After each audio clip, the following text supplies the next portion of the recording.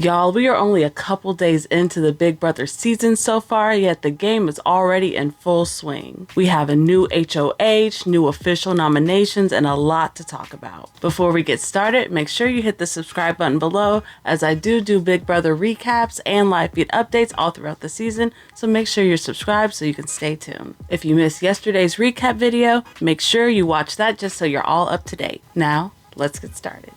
When we last left off, there were 4 nominees on the block, but Kirsten was the one that was really in trouble and really the house target. The house guests all go off to compete in the first HOH of the season on day 2.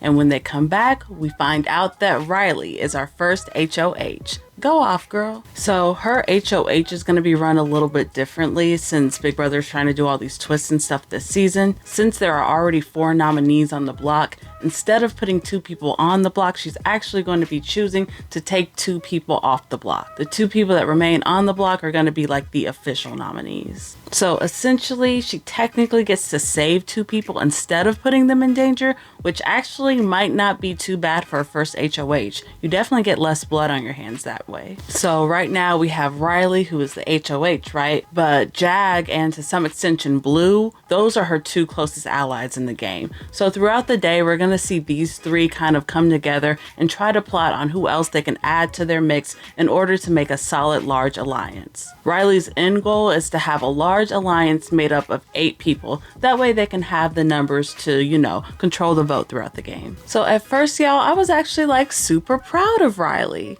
She came across as a little bit scatterbrained in her interviews, so I was really proud of the fact that she seemed to have like a good solid strategy for her HOH and that she was gonna go ahead and stick to it. That is until she actually started making her rounds though. You see, the thing about Reilly is, she seems like a sweet girl and all that, but god damn is that girl easily impressionable. That girl is gullible. As she makes her one-on-ones throughout the day, she ends up forming bonds and wanting to make an alliance with damn near every single house guest. By the end of the day, it seemed like she had brought everybody in, so her large alliance of 8 quickly turned into a huge alliance of 12.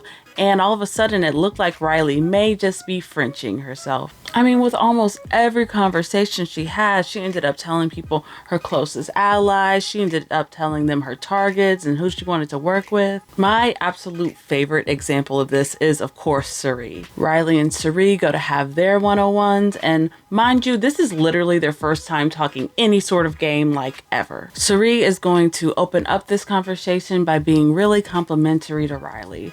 She is telling her how proud she is that she won HOH, telling her what a strong woman she is. She's really buttering her up, but she's doing it in like a super genuine way and kind of like leaning into that mom shtick. I think you could take it all the way, Reilly. I'm not bull. I have no reason to come up here and BS you. I have children that are older than you. And I'm telling you, if you set the right foundation and set yourself up right, don't screw yourself into a hole, you could take this all the way. You have what it takes. Well, you know that. Thank you. I don't have to tell you that. You know that, right? And after about 15 minutes, Reilly just opens up and pretty much tells her everything about her game. She tells her who her closest allies are in the game. She tells her that her main target is Kirsten. And again, mind you, this is their first time ever talking game, so it's not like they have a pre-existing relationship. It really speaks to how good of a player Cirie is and how chaotic Reilly is. Also, side note, I don't necessarily want this to be like a predictable steamroll season for Cirie. I want her to have some conflict in the game. I want her to get an enemy or an op. It's what the people want to see. But honestly, I don't see it happening anytime soon. I think Cirie's been doing an excellent job of staying in the cut so far, which is surprising because she should definitely be on everybody's radar. So as the day progresses, we're going to see more and more people getting into Reilly's ear about how bad and messy of a player Kirsten is. Kirsten. Okay. She's doing crazy stuff. I was gonna say, does it start with a J? Okay. I was wondering if anyone else was feeling that way too, because I was just noticing, like, why is she spreading all You're stirring the pot way too early. Yeah, way too early. She came in and told somebody she was going to be in a 4 with them, and then tried to get 5 of the guys in a 5 with her, and then was saying these guys did something wrong, and they switched and it was 4 of them. And then Which Kirsten's game has been pretty messy, not gonna lie. I mean, she has been trying to talk game with different factions of the house and with people who aren't on the same side. We were in the house for 0.2 seconds, and there was already like, hey, we need to have a conversation. And I'm just like, listen, I just met you 20 seconds ago. No, there is no reason to do this right now. Cool your jets. Yeah.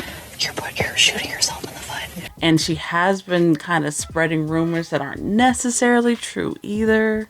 so that lets me believe that all she's doing is setting up in her mind. Yeah. She's setting up all these different alliances and thinking people are buying into it. Yeah. And then when she leaves our group and says she wants us to do an alliance, she goes to another one and says, Yeah. they asked me to be in an alliance with them. I hope not. I bet that's what she's doing. So I understand her being a target in some people's eyes.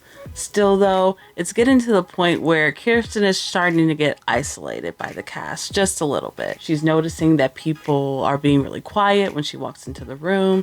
She's noticing that people aren't really starting to connect with her on a personal level, which really sucks. I feel like I see this happening every single year in this game. The isolating the person that's on the outs, the loneliness that they feel, and I hate that for her. I really do. I don't think she necessarily knows a lot about the actual gameplay, and honestly, she's giving me recruit just a little bit, which isn't a bad thing, but that may speak to why her game has been as messy as it is so far. The next day, it is time for everybody to go off to the nomination ceremony, and when they get back, we see that Kirsten is indeed still on the block and a target, and Felicia is on the block as a pawn right next to her. It's still not looking very good for Kirsten, but there is still a veto that's yet to be played, so all hope is not lost. On top of that, there are some rumors circulating around the BB fandom that Thursday might not be an eviction day after all. The rumor is that because of this backwards multiverse twist thing that they're trying to pull off,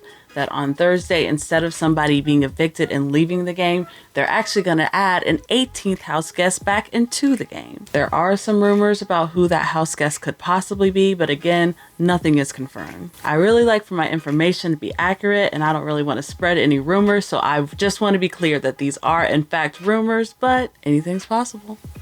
So of course, I want to know, what do you guys think of this game so far? I definitely want to know who your favorite players are and who you're rooting for, and who are some of your least faves too. Let me know in the comments below. I definitely have my eye on Cirie and Jared. They are complete opposite players it seems, but they're both so thrilling to watch. Once again, don't forget to hit the subscribe button below just so you can stay updated throughout this wonderful season. Of course, I will be back to update you all if anything big happens, but until next time, bye.